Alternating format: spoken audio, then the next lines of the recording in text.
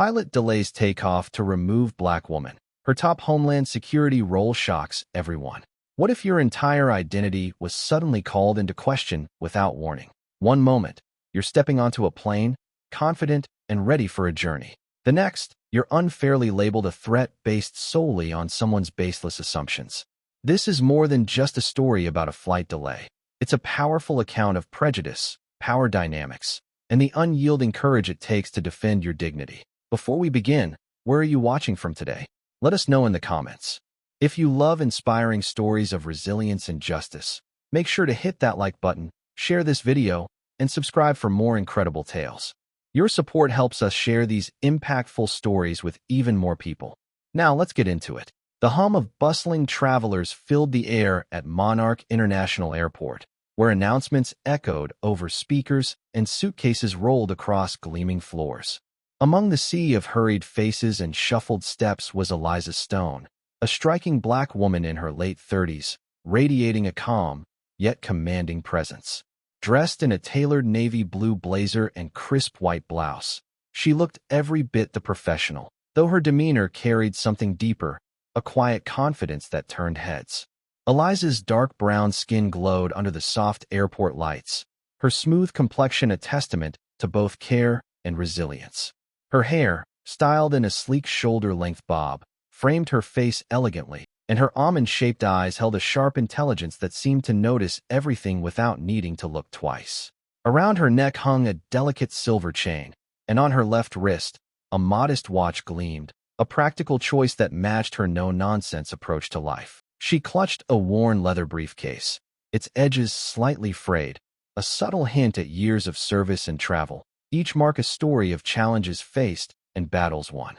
Eliza walked with purpose, her heels clicking softly against the polished floors, exuding a sense of balance and poise. Though her appearance was understated, there was something about her, a quiet authority that made people step aside without realizing they had done so. As Eliza approached the gate for Flight 267, bound for a Homeland Security conference in Washington, D.C., she allowed herself a brief glance at her watch. Always punctual, she was comfortably early, but habits of discipline and precision cultivated over years of public service made her double-check her timing.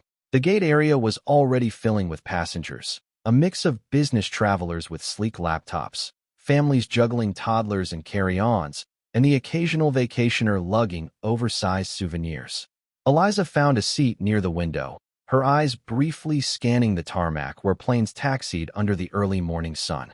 She preferred windows, open spaces where she could observe and think, her mind ever alert. Sitting down, she noticed a few passengers glance her way. She was used to it. As a Black woman in positions of power, she had grown accustomed to the subtle, sometimes blatant judgments that followed her like shadows.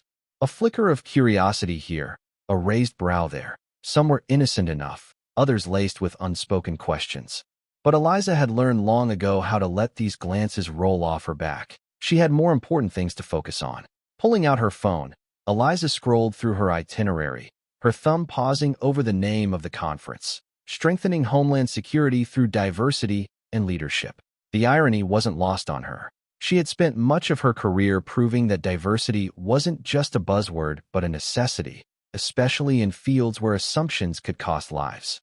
And yet, here she was, still navigating spaces where her presence was questioned simply because she didn't fit the mold others expected. A voice over the intercom interrupted her thoughts, announcing pre-boarding for first-class passengers.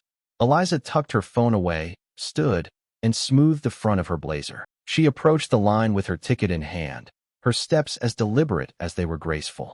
As the gate agent scanned her boarding pass, Eliza noticed a man in the line behind her, a middle-aged passenger with a neatly pressed suit and a Bluetooth headset. He was watching her with a peculiar intensity, his eyes narrowing as if trying to piece together a puzzle. Eliza held his gaze for a brief moment, offering a polite smile before moving forward. She didn't have the time or patience to speculate about his thoughts. Stepping onto the plane, she was greeted by the cool blast of air conditioning and the faint scent of leather seats. The first-class cabin was spacious, with wide seats and generous legroom, a small luxury she had learned to appreciate on long flights. Eliza found her seat near the window, stowed her briefcase in the overhead compartment, and settled in. The cabin slowly filled, but Eliza's sharp instincts caught a subtle tension in the air. The man from earlier had taken a seat across the aisle, and though he pretended to busy himself with his phone, she felt his gaze flicker toward her more than once. She ignored it, focusing instead on the folder she had pulled from her bag, a final review of her notes for the conference. The quiet hum of boarding was interrupted by whispers between a flight attendant and the pilot, both of whom glanced in her direction. Eliza's brow furrowed slightly, but she kept her expression neutral. It was a moment she had experienced before, subtle unease in spaces where she didn't fit the stereotype of a first-class traveler. But she had no intention of letting assumptions dictate her journey today. She was here for her work, and no one, no matter their biases, would distract her from it. As the whispers subsided and the cabin settled, Eliza leaned back in her seat, letting her thoughts drift toward the day ahead. Unbeknownst to her, the undercurrent of prejudice brewing in the cabin was about to boil over, forcing her to confront yet another battle she hadn't planned for. The cabin had quieted, save for the occasional rustle of a newspaper or the soft ding of a passenger silencing their phone. Eliza glanced out the small, oval-shaped window to watch the crew on the tarmac methodically readying the plane for departure. It was a small comfort, watching others work with such precision, as though the world operated on a system of order that at times felt absent in her own life. Yet, she couldn't ignore the faint prickling at the back of her neck, a sensation she had learned to trust over the years. The whispers hadn't entirely stopped. From the corner of her eye, she could see the same flight attendant, her blonde hair tied tightly in a bun, standing near the front of the cabin, speaking in hushed tones with the pilot. The occasional dart of their eyes toward her made their topic of discussion all too clear. Eliza's fingers grazed the edge of the folder in her lap, her grip tightening imperceptibly.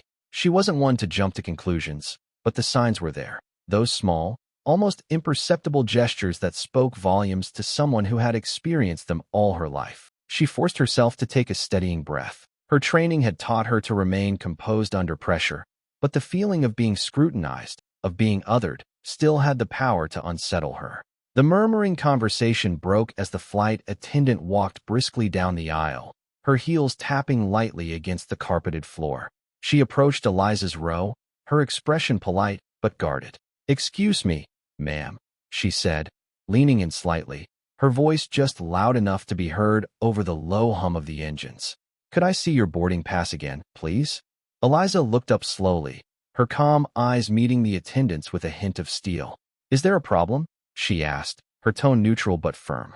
"No, not at all," the woman replied, her smile faltering slightly. "Just a routine check." Routine? Eliza doubted it. She had been on more flights than she could count, and no one had ever asked for her boarding pass once she was already seated. Still, she handed it over without a word, her movements deliberate, her composure unshaken. The attendant studied the pass for a moment longer than necessary, her brows knitting together as though searching for something to justify her request. When she finally handed it back, her smile had returned, but it was thinner, more forced. "Thank you, ma'am," she said, before retreating to the front of the cabin.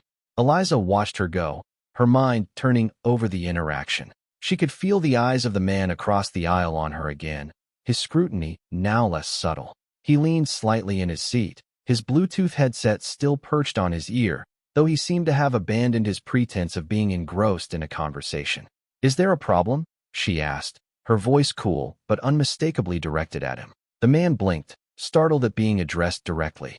"Oh no," he said, straightening in his seat. "Just you don't see people like you flying first class often." He chuckled awkwardly, as though the statement had somehow been harmless. Eliza's jaw tightened, but she didn't respond immediately. Years of experience had taught her that silence could be as powerful as words. She simply raised an eyebrow, her expression a masterful blend of incredulity and amusement, as though daring him to continue. The man fidgeted under her gaze, clearing his throat and turning his attention back to his phone.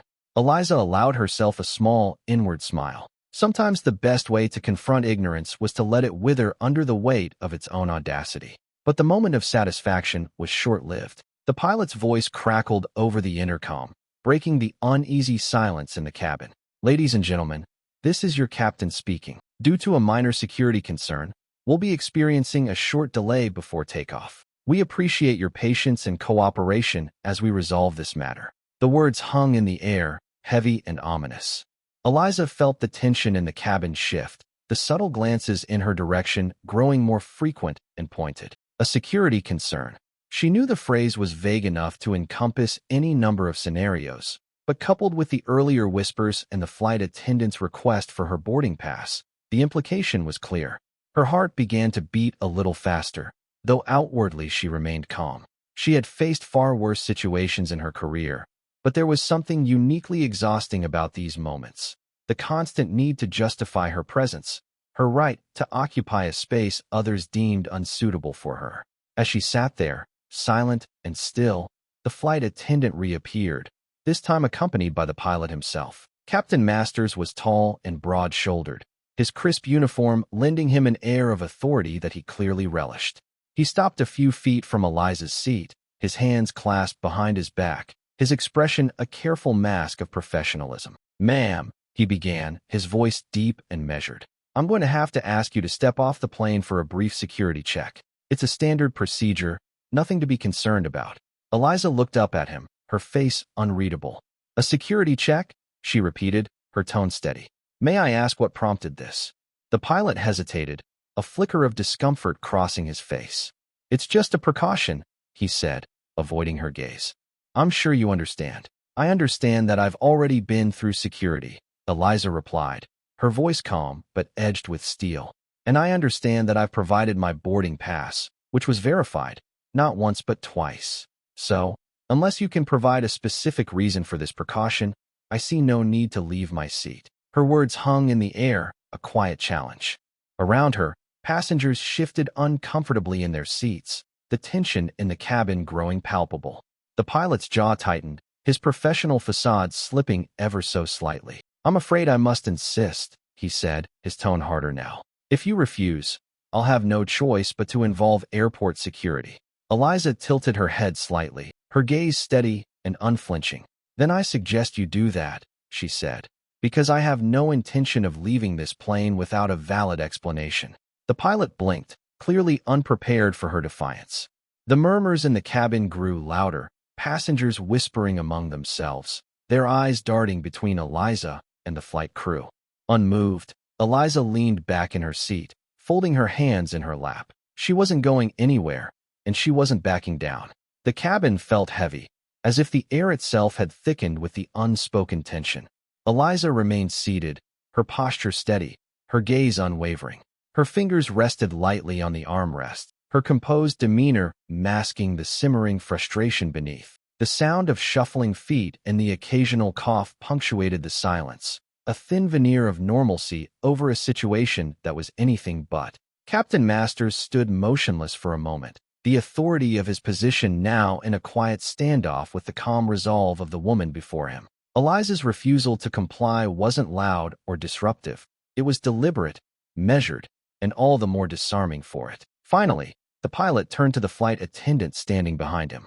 "Get airport security," he said, his voice low but audible enough to send ripples of unease through the cabin. The flight attendant hesitated, glancing at Eliza with a flicker of doubt in her eyes.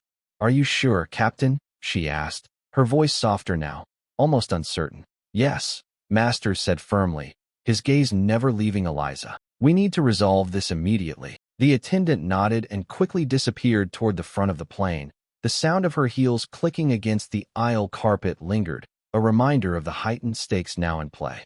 Around Eliza, the murmurs of passengers grew louder, their curiosity tinged with discomfort. Some craned their necks to get a better view of the unfolding scene, while others avoided looking altogether, burying their faces in their phones or magazines. Eliza took a slow, deliberate breath. She had dealt with moments like this before, times when she had to stand firm against a tide of prejudice disguised as protocol. But no matter how many times it happened, it never became easier. The weight of constantly having to justify her presence, her legitimacy, was a burden she carried with quiet dignity, but one that wore down even the strongest spirit. Across the aisle, the man in the Bluetooth headset was watching her again, his lips curled into a smug smirk. He leaned slightly toward her, his voice low but dripping with condescension. "You really think you can win this? They'll just keep pushing until you cave." Eliza turned her head slowly, fixing him with a stare so piercing it seemed to freeze him mid-breath. "I'm not here to win," she said quietly, her voice like tempered steel. "I'm here to hold people accountable." The man blinked, caught off guard by the strength in her words, and leaned back in his seat, suddenly finding his phone very interesting. Eliza's focus returned to the front of the plane, where the flight attendant had reappeared, this time accompanied by two uniformed airport security officers. The officers approached with measured steps, their expressions neutral but their presence commanding. One of them, a tall man with close-cropped hair, spoke first. "Ma'am," he said, addressing Eliza directly, "we've been informed of a security concern involving your presence on this flight. We'd like to ask you to step off the plane for further clarification." Eliza met his gaze calmly. "What specific concern?" she asked. "I've passed through all necessary security checks, and my boarding pass has been verified multiple times. I'm curious to know what additional criteria have led to this request." The officer hesitated, clearly unprepared for her directness. He glanced at Captain Masters, who crossed his arms and spoke up. "She's being uncooperative," the pilot said. "She refused to leave her seat when I asked, and I believe her behavior warrants additional screening." Eliza's lips pressed into a thin line. She turned back to the officer. "Uncooperative behavior," she repeated, her tone measured. "For declining to comply with an unwarranted and unexplained demand? Is that now a justification for removal?" The second officer, a shorter woman with sharp features, stepped forward. "Ma'am, we're just following protocol," she said, her voice steady but less certain. "This doesn't have to escalate. If you step off the plane, we can resolve this quickly." Eliza tilted her head slightly, her expression thoughtful. "Protocol," she said softly, as though testing the word.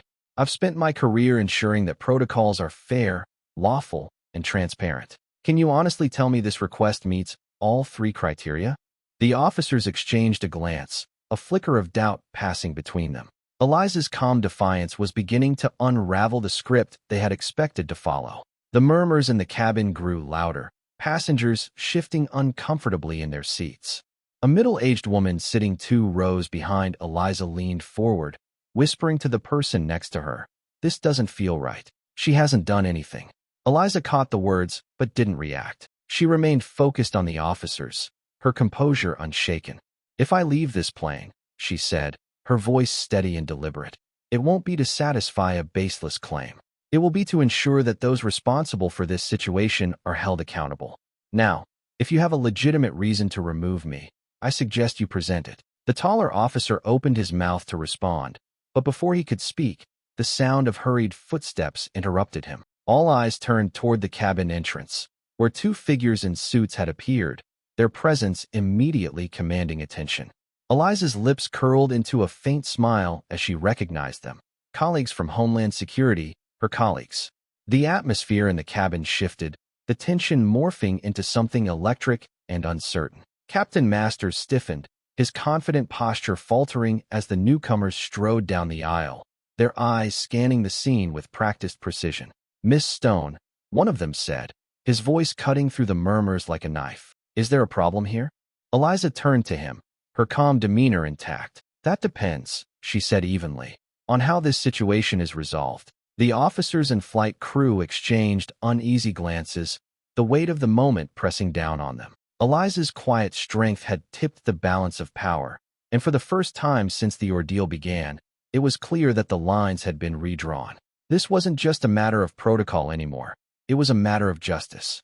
The cabin grew eerily quiet, the murmurs of passengers silenced by the presence of Eliza's colleagues.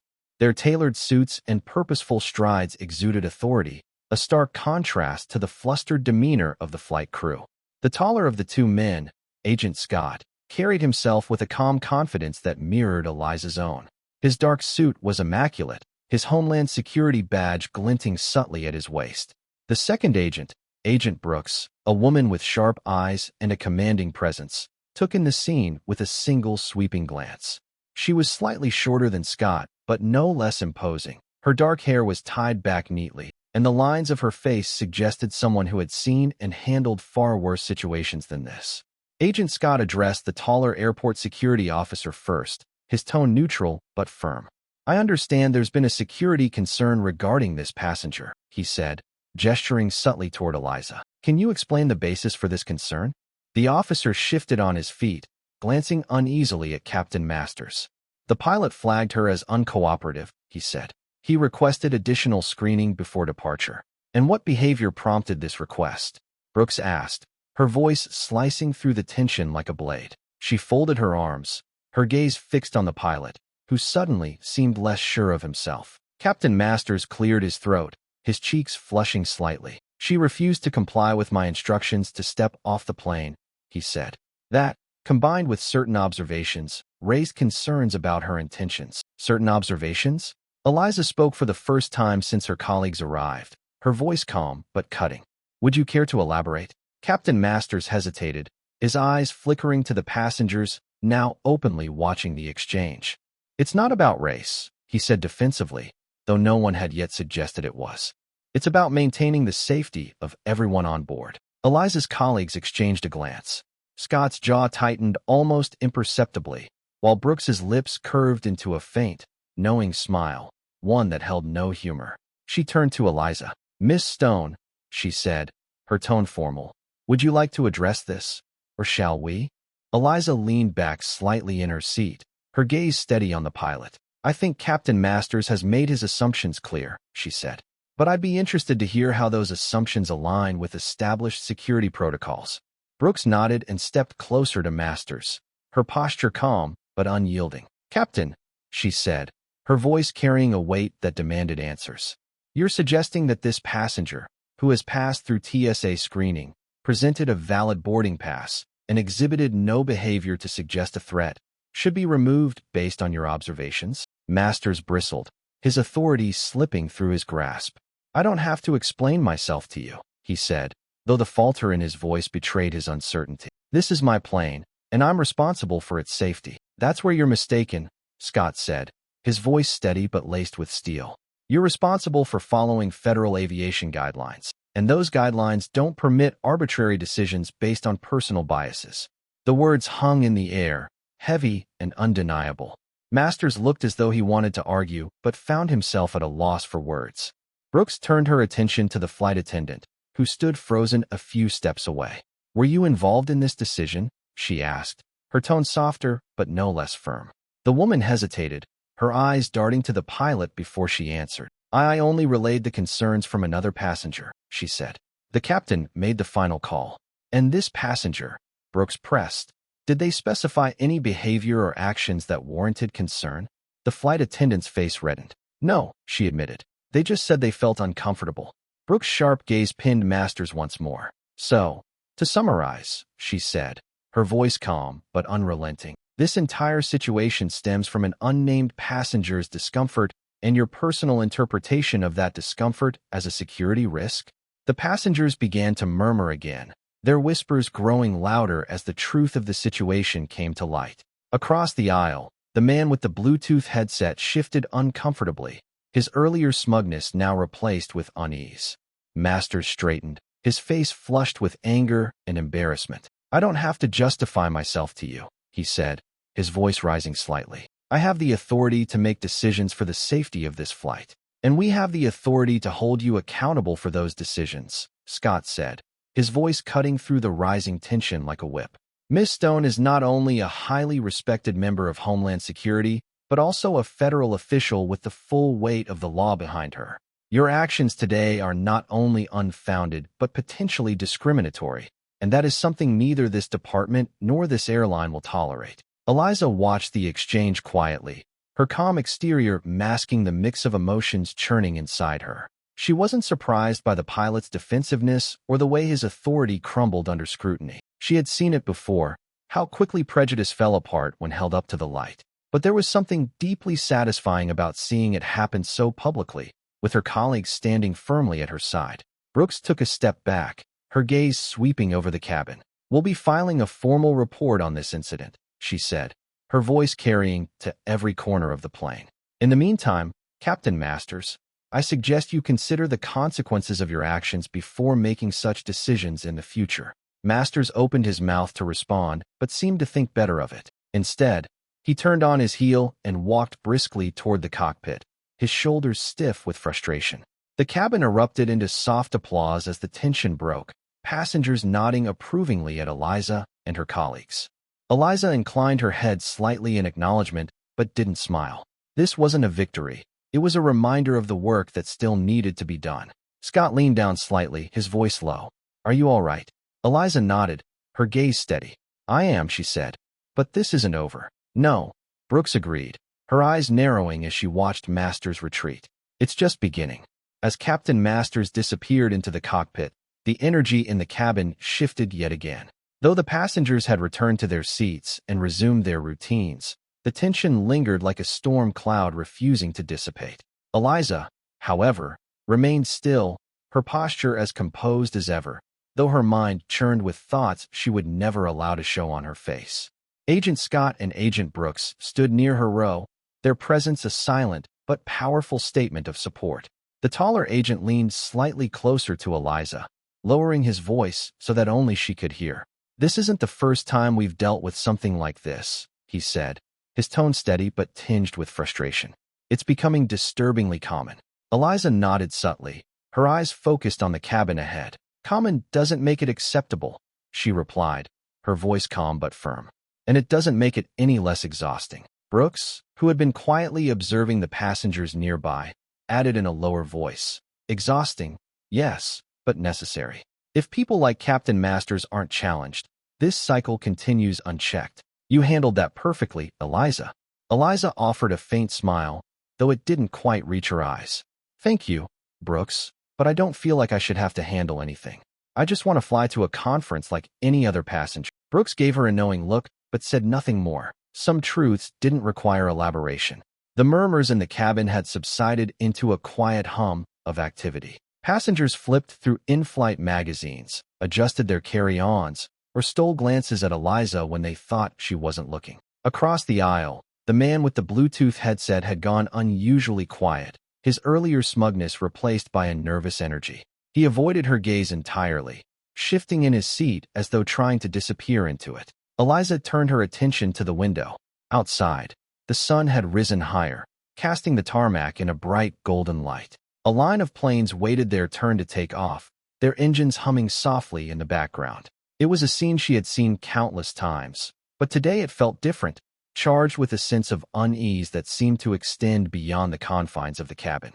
Her mind drifted back to the morning's events. She had expected this flight to be routine, a short journey before the long day ahead. Instead, it had become yet another reminder of the quiet battles she fought every day, battles against prejudice, against assumptions, against the constant scrutiny of simply existing in spaces where she was seen as an anomaly. Eliza let out a slow breath, her fingers resting lightly on the armrest. She wasn't angry, not in the way people often expected her to be. No, anger was too easy, too fleeting. What she felt was something deeper, something heavier. It was the weight of knowing that the fight wasn't over, not for her, not for the countless others who faced the same biases and challenges every day. Toward the front of the cabin, the flight attendant who had initially questioned Eliza stood near the galley, her hands clasped tightly in front of her. She looked over her shoulder at the passengers, her expression a mix of uncertainty and regret.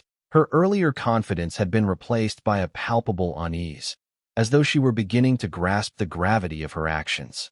Brooks noticed and stepped forward, her sharp eyes locking onto the attendant. "Excuse me," she said, her voice low but firm. "A word, if you don't mind." The attendant turned, her face paling slightly. "Yes, ma'am." Brooks leaned in slightly, her tone calm but unyielding. "I want you to think about something. When you relayed that passenger's concerns to the pilot, did you stop to consider the implications of what you were doing? Did you question the validity of those concerns, or did you simply assume they were justified?" The attendant hesitated, her gaze dropping to the floor. "I didn't think it would escalate like this," she admitted softly. "I was just following procedure." Brooks nodded slowly, her expression unreadable. "Following procedure is important," she said, "but so is critical thinking. You had the opportunity to challenge an unfounded complaint, to stop this before it started. You didn't take it." The attendant's eyes flickered with guilt, but she said nothing more. Brooks stepped back, her message delivered, and returned to Eliza's side. Moments later, the flight attendant approached Eliza, her hands clasped tightly in front of her. Her voice was hesitant, almost unsure. "Miss Stone," she began. I just wanted to apologize for how things unfolded. I didn't mean to cause any trouble.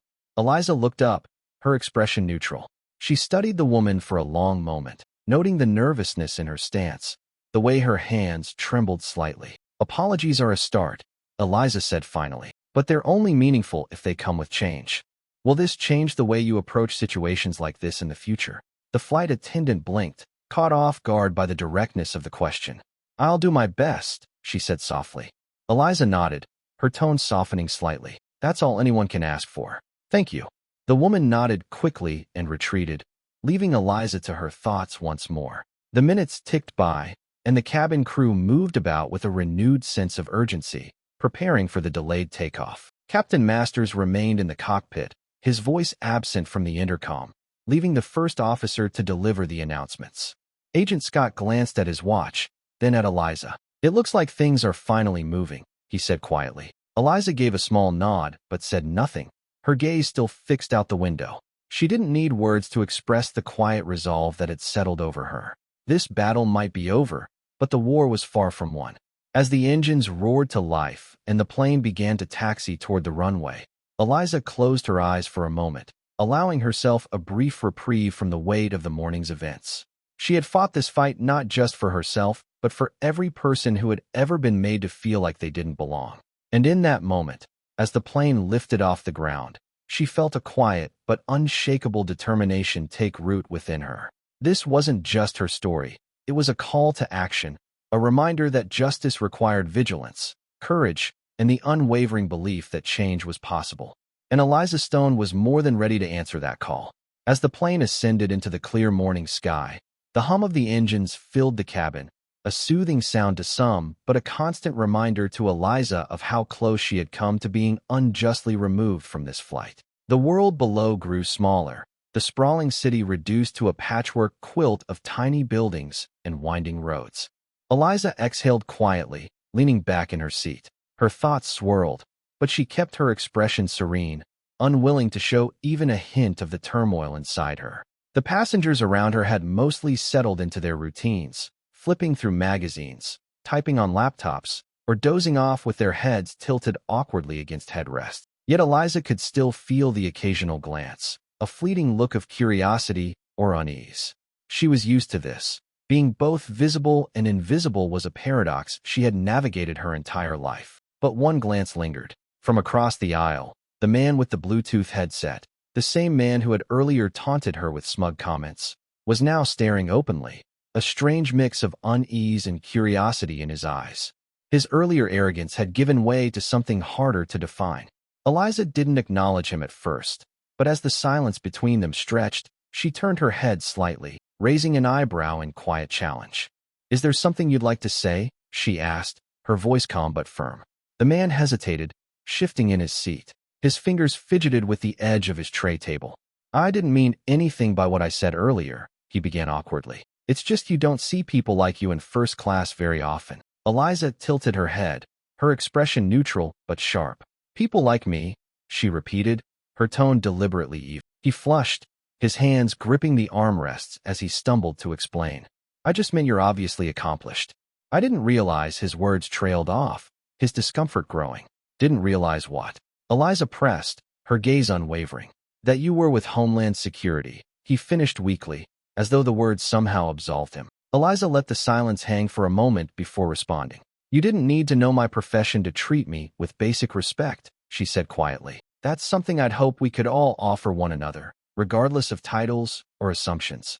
The man looked down, chastened, and muttered a barely audible, "You're right." Satisfied, Eliza turned back to her window, ending the conversation without further acknowledgement. She had no interest in prolonging his discomfort, nor did she feel any obligation to make him feel better about his actions. Some lessons were meant to be learned in silence. A short while later, the flight attendant from earlier, her face still pale from the confrontation, returned to Eliza's row carrying a tray. Her hands trembled slightly as she placed a glass of sparkling water and a small dish of mixed nuts on the tray table in front of Eliza. "I thought you might like this," she said softly, her voice almost hesitant. Eliza glanced at the offering, then up at the woman, her expression unreadable.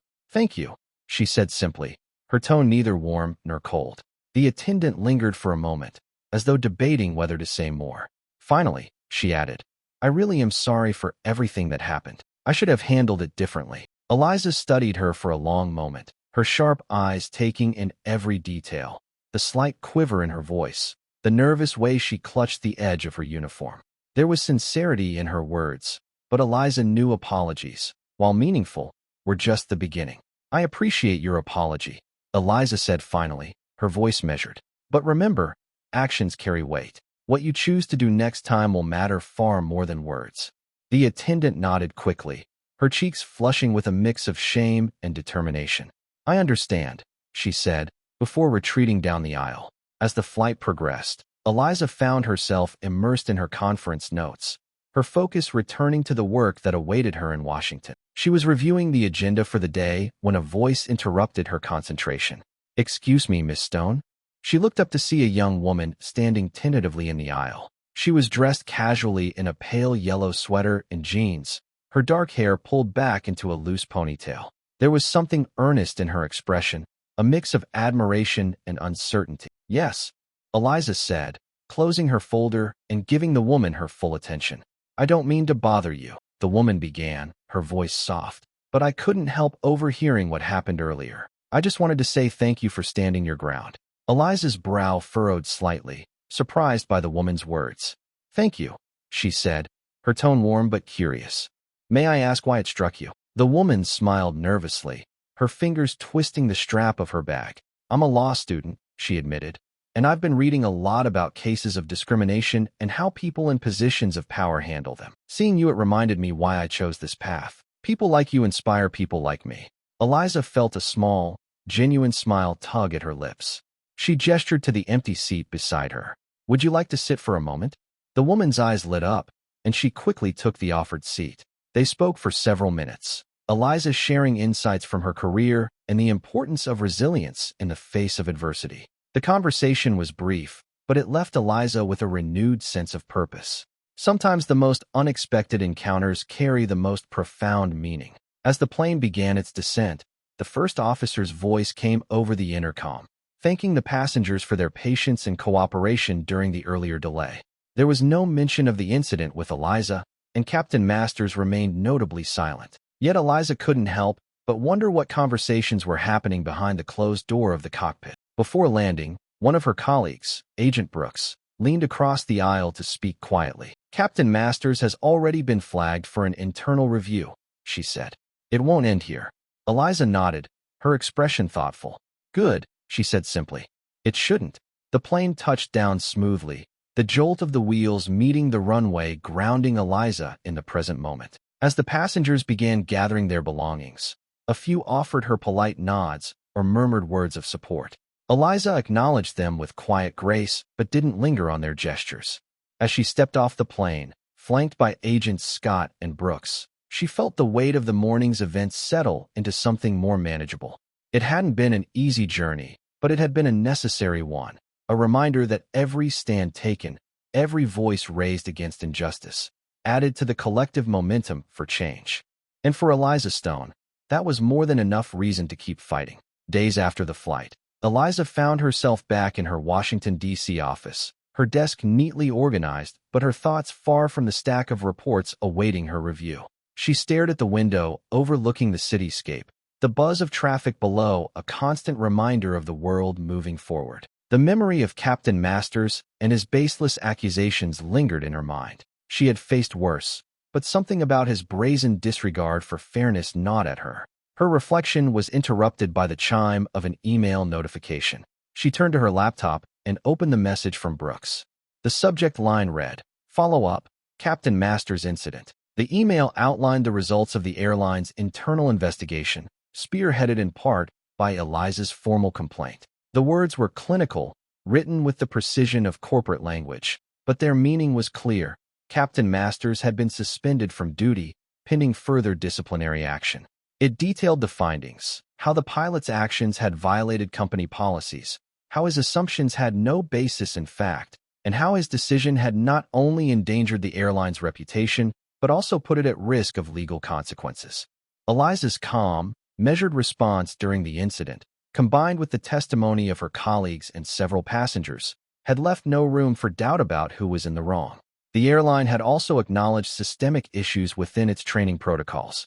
It was a victory, albeit a small one, a step forward in a much larger fight. For Captain Masters, the fallout was swift and unavoidable.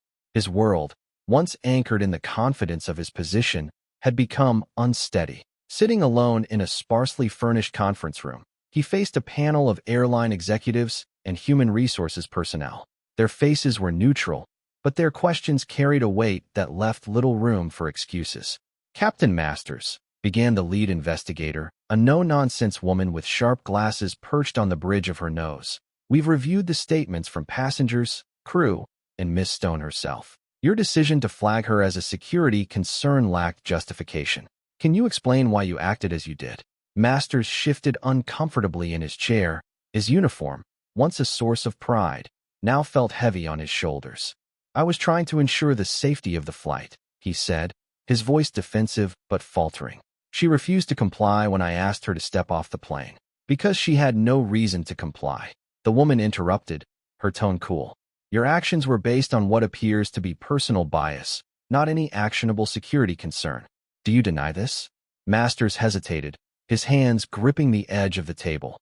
He had no evidence to support his claims, no erratic behavior, no suspicious actions. What could he say? That he had acted on instinct? That the sight of a poised black woman in first class had triggered an unfounded sense of suspicion? "I made a judgment call," he finally said, though the words felt hollow even to him. The investigator's gaze didn't waver. "A judgment call that violated multiple company policies, undermined our commitment to inclusivity, and put this airline at risk of a federal lawsuit," she said. "This isn't the first complaint we've received about your conduct, Captain Masters, but it will be the last." His stomach sank at her words. He wanted to argue, to defend himself, but the weight of his actions and their consequences was undeniable. The decision came swiftly. Captain Masters was terminated from his position, effective immediately. The airline issued a formal apology to Eliza Stone, as well as a public statement acknowledging the incident and outlining steps to prevent similar situations in the future.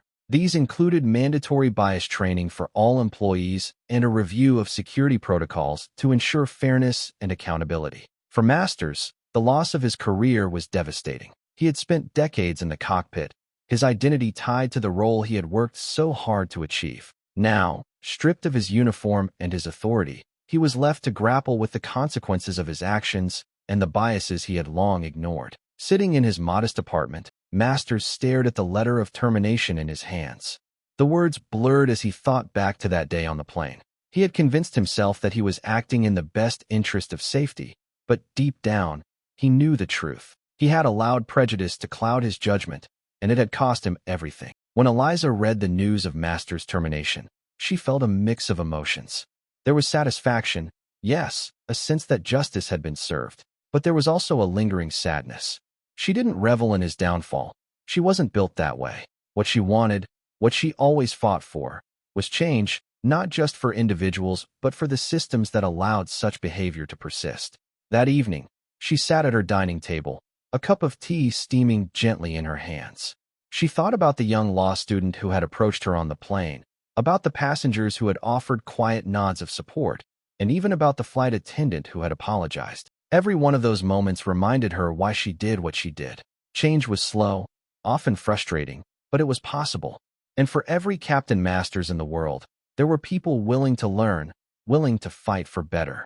Eliza took a sip of her tea and smiled faintly. The fight wasn't over, but today, it had moved a little closer to where it needed to be. Captain Masters eventually found work outside the aviation industry, but the incident left a lasting mark on his life. He avoided headlines and social media, but he couldn't escape the quiet whispers of colleagues and friends who knew what had happened. Over time, he began to reflect on his actions, not just the incident with Eliza, but the countless smaller moments in his career where he had allowed bias to influence his decisions. Years later, in an effort to rebuild his life and his conscience, Masters volunteered with an organization dedicated to promoting diversity and inclusion in the workplace.